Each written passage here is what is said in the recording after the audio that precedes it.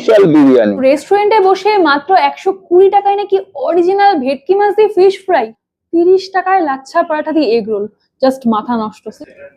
একদম ঠিক এইরকম মাছের কিন্তু ফিলে দেওয়া রয়েছে। মাছটাকে ভাঙলাম আর ম্যারিনেশনের গন্ধটা জাস্ট কিক করছে। একটু কাসুন্দিতে ডিপ করে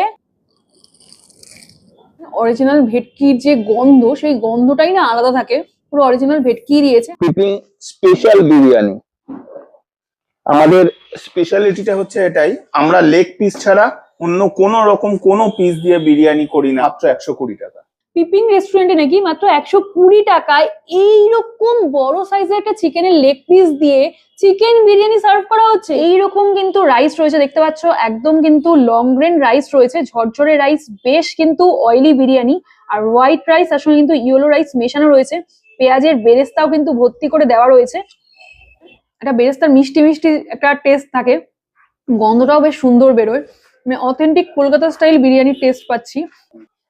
বাহ, দারুণ সুন্দর সেদ্ধ হয়েছে আলুটা। অ্যাকচুয়ালি এটা হচ্ছে পাক্কি বিরিয়ানি। চিকেনটাকে আগে ফ্রাই করে কষিয়ে সেটা ইউজ করা হয়েছে। চিকেনের জুসি ভাবটা দেখো পুরো রয়েছে। এখানে দেখতে পাচ্ছি হাওড়ার বুকে পিপিং রেস্টুরেন্টে মাত্র 30 টাকায় আবার লাচ্ছা পরাঠা দিয়ে এগ রোল সার্ভ করা হয়েছে।